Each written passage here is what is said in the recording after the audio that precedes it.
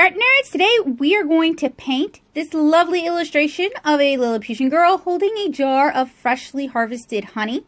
And we're doing this to test out the Sennelier La Petite Aquarelle watercolors. Now you guys might remember I did an unbox and swatch review of these. So I have the line art inked on Arches cold press watercolor paper. This little pad was a gift from my friend Kabocha. And I actually did my original Sennelier painting on this paper, and I'm going to include that in here in the next shot for you guys to be able to kind of compare the two.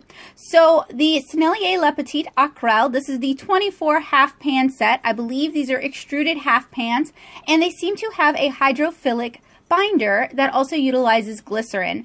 And this set was loaned to me by Alli, so I would love it if you guys could check out her beautiful Instagram down in the description below.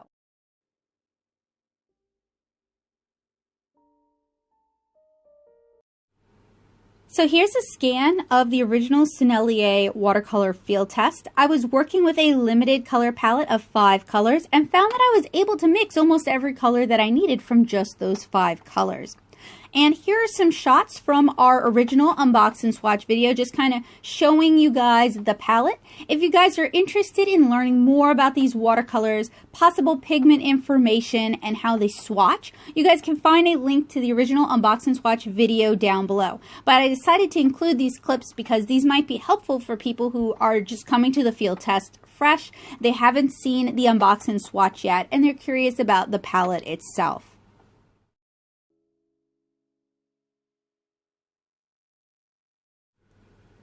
So in the unbox and swatch video, we talked about the possible binder used in these paints. The Sennelier site doesn't say that these also use honey, but they do mention that glycerin is added for a smoother paint.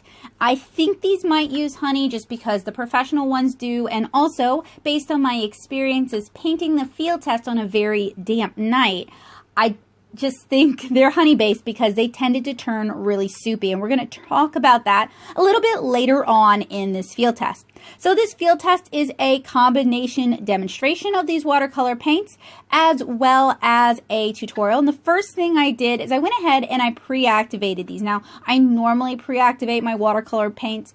Paints that utilize Aquazol or gum arabic really benefit from that, but honey-based paints like Sennelier and M. Grams do have a tendency to turn soupy and gloppy if they become too wet over time. Now, pre-activating them didn't really cause this issue, but continuously painting for several hours on a damp night definitely did. So that's something you're going to want to keep in mind if you're considering buying this set.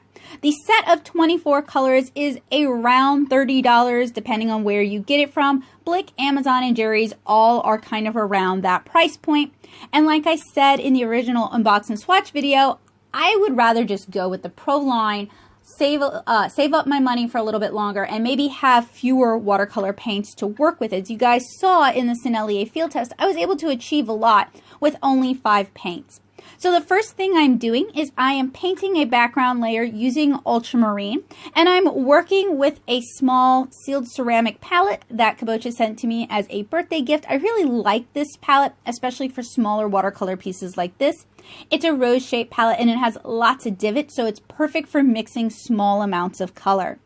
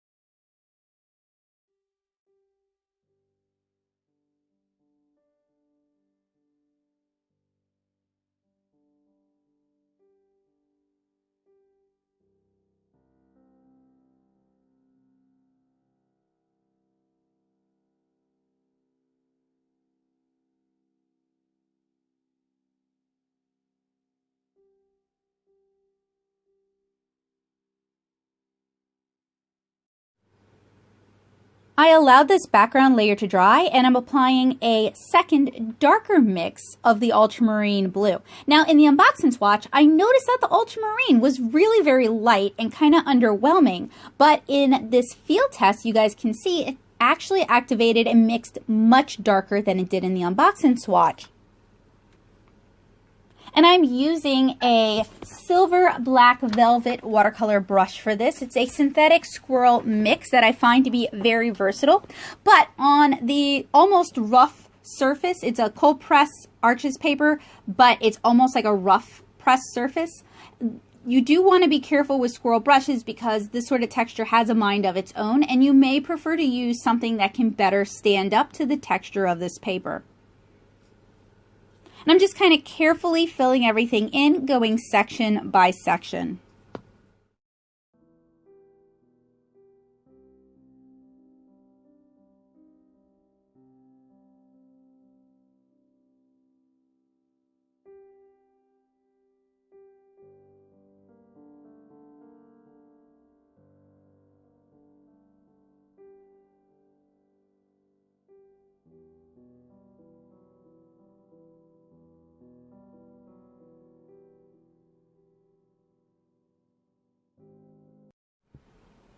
I also used the same ultramarine blue with a much weaker mix to paint the shadows on her eyes and the shadows on the centers of the morning glories. Now I'm using the cobalt violet hue, that's the purple that we get in this set, to begin the first layer on our morning glories. And what I'm doing is I'm just doing a general fill, filling the whole area.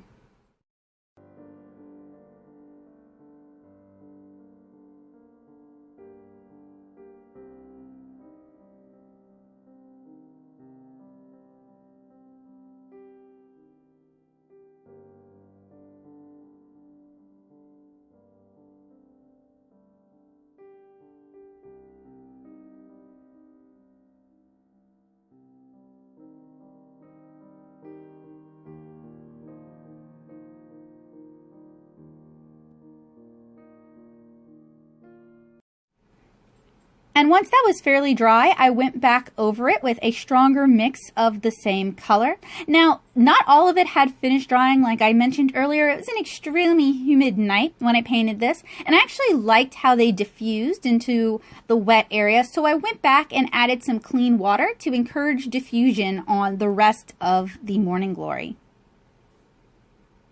And then when that dried, I went in and added a third layer to the center as well as the outer rim, and that allows us to create a highlight with these.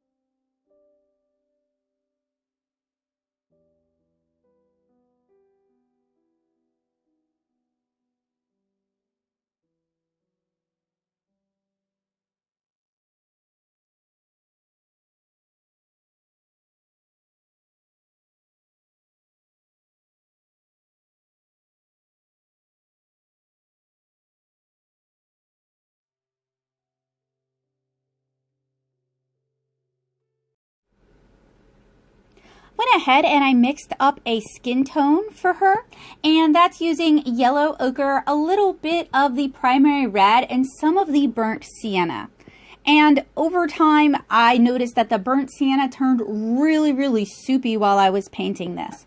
So I'm just painting the first layer, leaving whites for highlights here and there. I probably could have left more of them.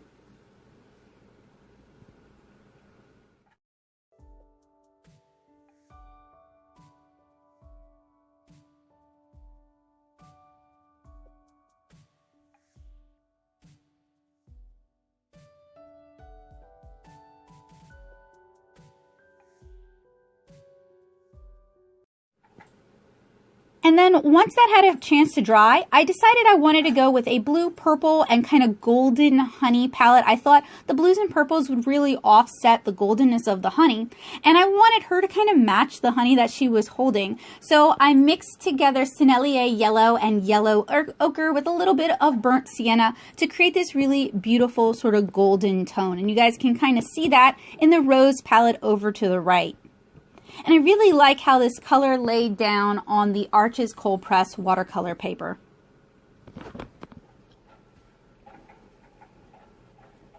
And then I use the same color and I apply it as a base. Actually, it looks like I probably might have mixed. No, it's the same color. I use the same color as the base on the honeycomb and the honey dripping from the honeycomb. And I'm going to build that up darker over time, or at least that's my goal.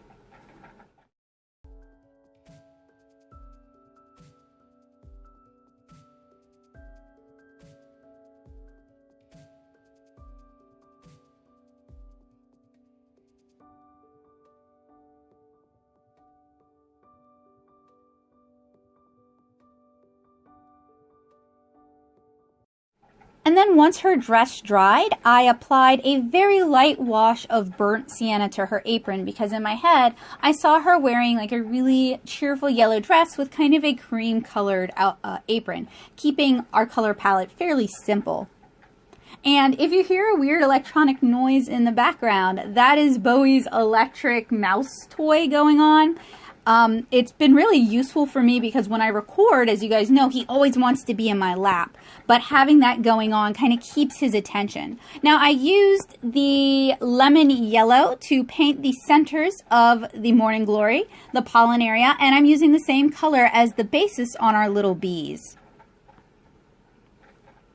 And so far, at this point in the painting, I've been very impressed with how the Sennelier are handling on this paper. They're not quite handling as nicely as the Pro, but they are definitely delivering a good amount of color.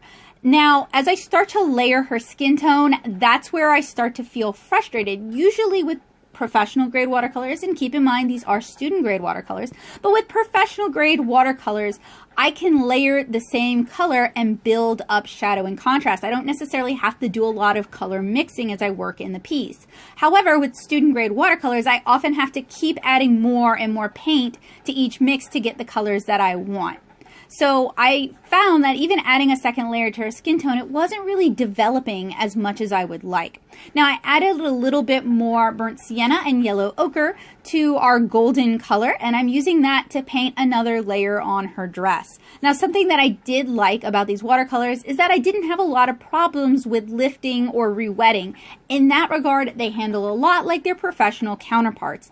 And speaking of student grade versus professional grade, if you are shopping for watercolors and looking for more comparisons like this one, I have a Reeves versus Cotman versus Winsor & Newton professional grade watercolor series that you guys might find helpful. So you guys can check that out here on the channel, and if you're a patron, you actually get access to the 3 field test tutorials that I created when working on that series. And I'm using the same golden mixture to further develop our honey and honeycomb.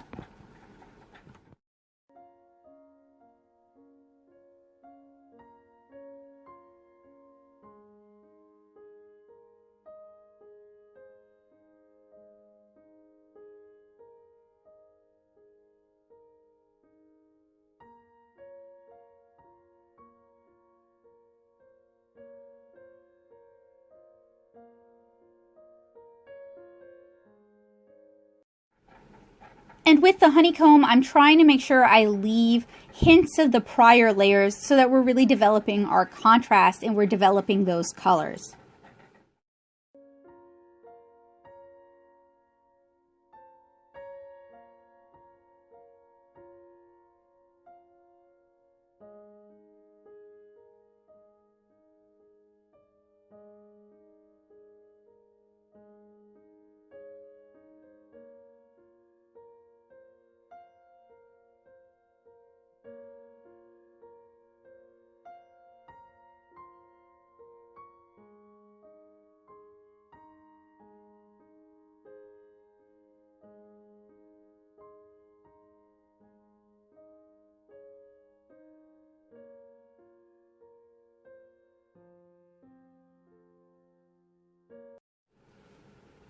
So at this stage, I have most of my base colors established, and it's really just time to build up layers and further refine them, like adding another layer of burnt sienna to her apron. At this point, I kind of realized that the burnt sienna was too similar to the skin tone that we used, and while I did want things on her to be, I don't want to say monochromatic, but kind of monochromatic, like all within a golden / warm yellow sort of category, I didn't want it to be a complete match. I didn't want her to look too boring. I wanted there to be enough contrast and interest to make the piece work.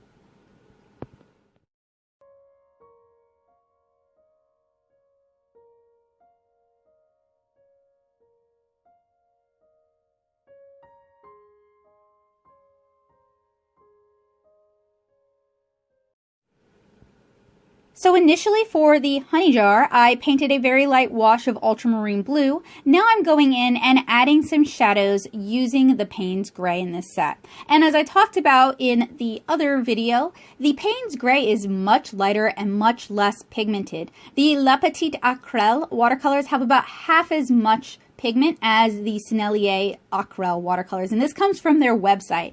And I definitely start to notice that as I'm trying to build up some colors. Some colors did impress me, they kind of took me by surprise in a positive way, and then some colors continued to fight me. So at this point, I'm using a mix of Rose Madder Lacquer and the Cobalt Violet hue to try and do our skin shadow stage, our skin shadow layer, something like that. Wow, too many S's. And it's a little bit more saturated than I would really like. At this point, the paints had been open, they'd been wet for a couple of hours, and as I've mentioned earlier when I did this field test, it was a very rainy, nasty night. It was very humid outside, and although my paper itself didn't have a problem drying because I had the heater cranked up in my apartment, the paints themselves, being hydrophilic, absorbed water from the atmosphere. So when you're adding water as you're painting and then it's a really wet night, they're going to get really kind of goopy. And I had a problem where I was picking up way more pigment than I really wanted. And this is one of the problems, one of the downsides with using student grade watercolors is they tend to just have less for what you're paying for. They have less pigment, they have more fillers, the binder might be different, and you're definitely going to use more paint to get the same effect that you would get with professional grade watercolors. Professional grade watercolors are often a little goes a long way sort of scenario, and that's one of the reasons I push people who, if you know you want to do this long term, if you love watercolor, if you're ready to make the investment. In the US, I don't think student grade watercolors are at a good enough price point to justify how quickly we're going to burn through them. And one of the problems with Sennelier student grade watercolors is they're not available open stock. You can't buy replacements as you need them. Unlike Cotman watercolors, where if you really wanted to stick with Cotman half pans, you could continue to buy Cotman half pans. I think they cost almost as much as the Winsor Newton professional grade, so I'm not really a big fan of them. I also used the primary red to add blush to her cheeks, her lips, her elbows, her fingertips, etc. I talk about that in a lot of my tutorials, and it just kind of adds some liveliness back to the illustration. I also used a mix of yellow ochre and I believe a little bit of the raw umber to begin her hat, and I dipped in some of the Payne's Gray wet into wet on the underside brim that faces her face, and that adds a bit of a shadow. It cools it down a bit. And I have a much darker mix now of that golden honey color. We've added a lot of burnt sienna, and that's kind of going to go back to the question of goopiness, because the burnt sienna was one of those colors where I could never really get it as saturated as I wanted, but it would just cake up on my brush as well. And when you have paints that cake up on your brush and you're working with a really soft brush like a Squirrel Synthetic Mix, and you're working on a temperamental paper that kind of has a mind and a tooth of its own, that is a bad combination. So I am painting on a really nice quality artist paper. This is Arches Cold Press, as I mentioned earlier. It is a cotton rag watercolor paper, and I have found that for standalone watercolor illustrations, painting on cotton rag gives the paints the best opportunity. I've heard other more fine art watercolor artists say that if you're going to invest in one thing when it comes to watercolor, your paper is really where you should invest your money. So I I also paint on cellulose. I do watercolor comics. So like, I agree with them, but I also sometimes think the brushes are very important, and sometimes I think good quality paints are very important. So just kind of take that for what it is, but that's why I'm using a nicer grade paper. Is when I do these field tests, I generally want to give student and professional grade watercolors the best chance possible. And by working on the same papers time and time again, I become familiar with how the papers handle, and it allows me to judge the paints themselves. So after I did a second layer on the honeycomb, I'm dipping in a little bit of Payne's Gray inside the combs themselves, just to add a little bit of shadow, create a little bit of contrast and depth. I also could have theoretically used a purple for this. I don't really think cobalt violet hue is the right color for that. A red violet might have been a better choice, or even a very light mix of dioxine violet with some red. But the cobalt violet hue is a little bit desaturated for what I want, which is ironic. I know I'm using Payne's Gray.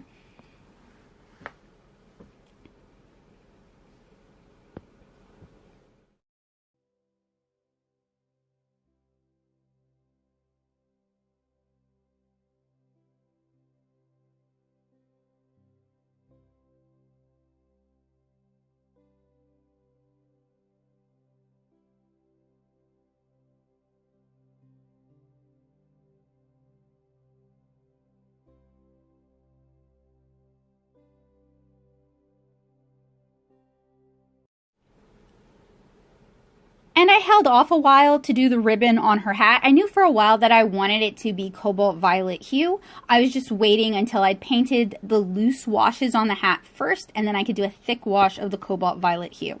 For the bees, I'm actually starting with Payne's Gray for the black areas, and then I'm going to go over that again later with a mix of black and burnt umber.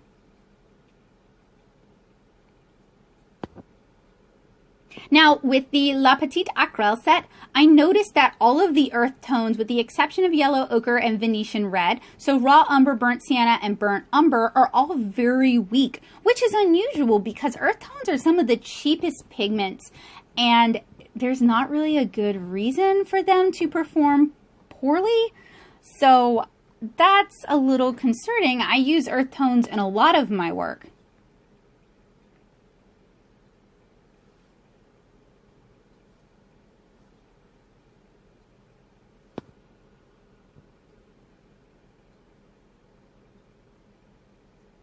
And I went in and I used a layer of burnt sienna to start her eyes. And now I'm adding another layer, a thicker mix of the cobalt violet hue. And I've been working using the rose palette off to the side, remixing colors, as well as drawing directly from the palette. But I generally like to use the ceramic or plastic palette, whatever I'm using to paint that day.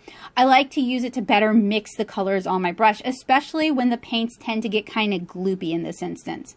And I'm now using olive green to start on the vines, the Morning Glory vines and tendrils.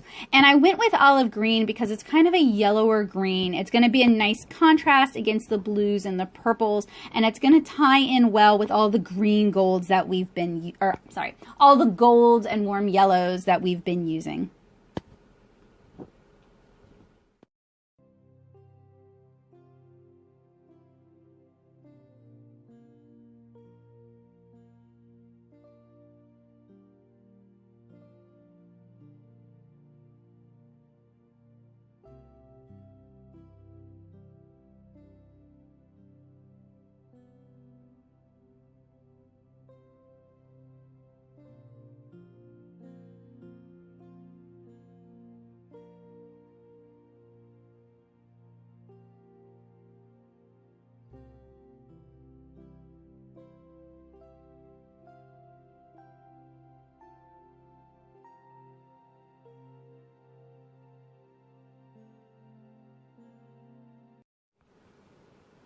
So on the honeycomb, I'm adding a layer of burnt sienna to the combs themselves. This kind of helps offset the honey.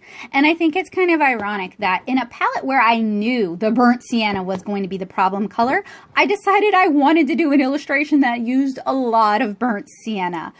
This particular pan of paint in this particular palette was very gloopy. It tended to cake up on my brush. It was kind of difficult to work with. And even when I applied a lot of it, I had trouble building up saturation. So I went with a honey theme since this is Sennelier, and since we can probably safely assume that since these paints are so hydrophilic, they do have a honey binder.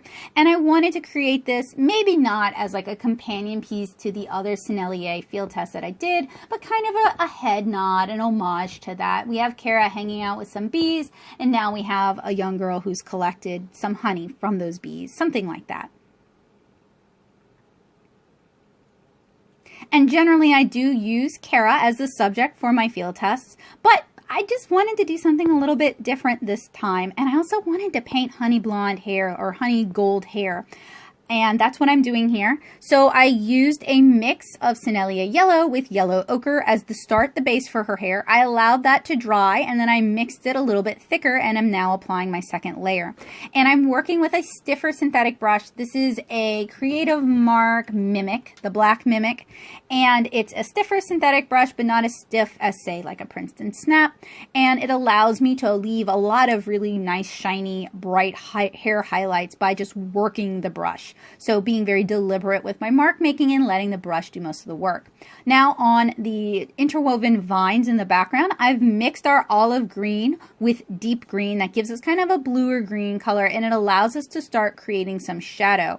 And I'm basically using that on the vines, the twisting tendrils that underlap, not overlap, as well as to just kind of paint the shadows underneath the combs. Now I could have gotten really layered and really technical. I could have overworked this piece is basically where I'm going with this. But just kind of judging by how the paint's handled and how much I was struggling with getting opacity up or saturation up or getting the mix that I wanted, or just how gloopy some of these paints were, I decided to keep this image a little more simple than I normally would. So for her hair, I mixed in some Venetian red and more burnt sienna.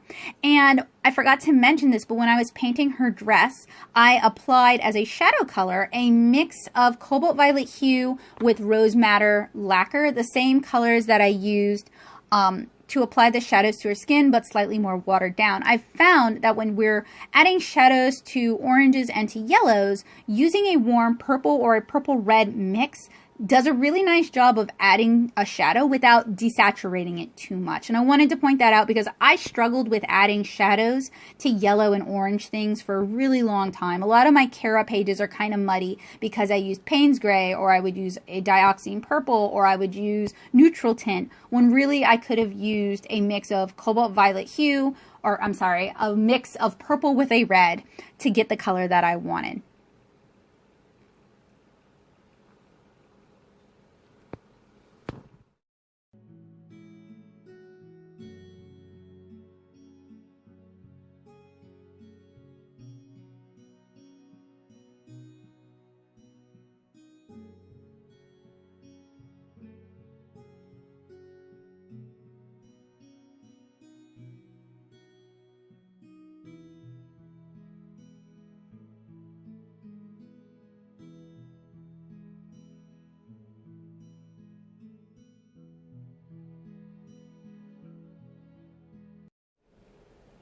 So this is a piece that I think in some areas could have really benefited from further refinement, building up colors more. I'm adding a mix of Venetian red, maybe a little bit of raw umber to her hat, just to kind of draw on some of the details. And I'm also using a mix of burnt umber and Venetian red, or maybe burnt umber mixed with a little bit of Payne's Gray to add further shadows to her hair. But one of the things I keep butting my head up against with these is you hit a certain point of saturation and it doesn't want to go any further.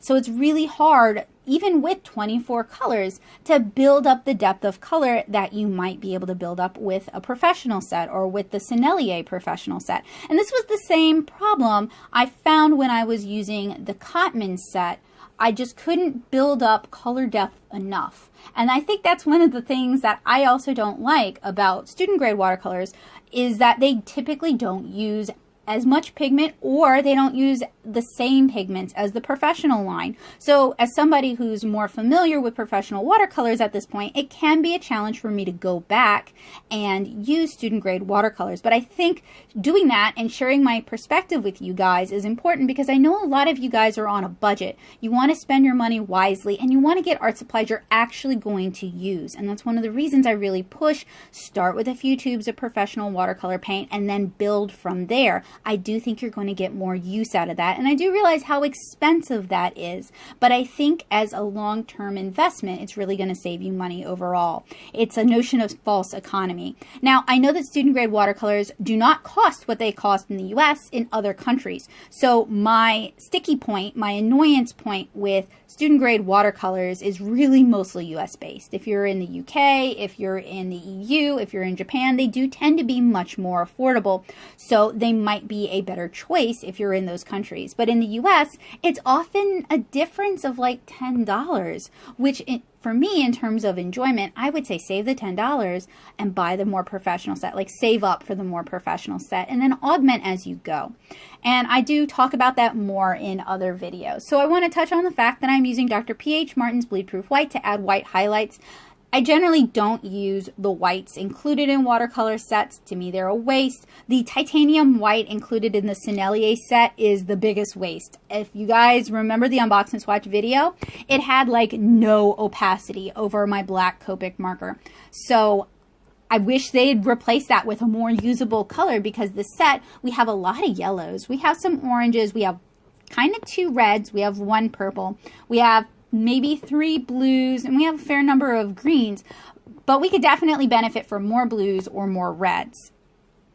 I'm also using the Bleed Proof White and a small Cotman synthetic brush just to add some white dots to her dress to create more visual interest. So one of my big problems with this set is that I really just felt like I could not build up the detail, the saturation that I wanted. I felt like I hit a limiting point and it just wasn't really getting any darker. So for those of you who are using student grade watercolors, and maybe you're watching along or you're working along and you wonder why you can't, and I do apologize that my hair entered this shot here, and you wonder why you can't get the same kind of color depth, color buildup that people who are working with professional grade watercolors might be able to achieve, it's because there just isn't as much pigment. There's more binder, there's more filler, there's more optical brighteners, which make the pans look brighter in mass tone and more appealing, but there just isn't as much pigment.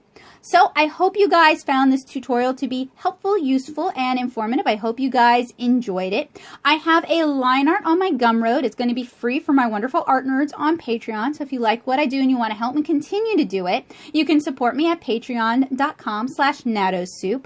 But I have a Gumroad line art that I will link down in the description below. I want to mention that this video saw no sponsorship other than Alli loaning me her set and the support that I see on Patreon. It was recorded of my own volition, and it was something that I just wanted to do. I wanted to try out this set. I wanted to see how it handled. I wanted to compare it to the professional grade Sennelier watercolors, and then I wanted to share that information with you guys in hopes that I can help you guys pursue your own watercolor illustration goals.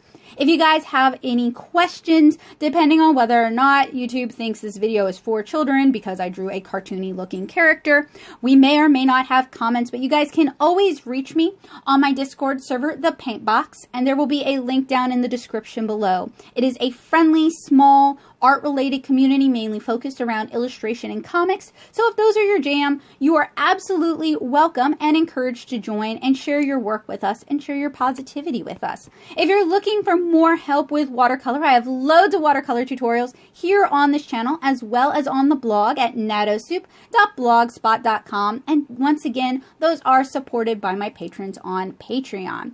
If you guys haven't yet, I would love it if y'all would take a look at Alli's work on Instagram. I have it linked down in the description below. Anyway, I hope you guys found this review and tutorial helpful, useful, and informative. I hope you guys found it inspiring, and I hope you guys will consider subscribing and hitting the bell notification so you guys never miss an update. I hope you guys have a wonderful day and hope to see you guys again soon. Bye, guys!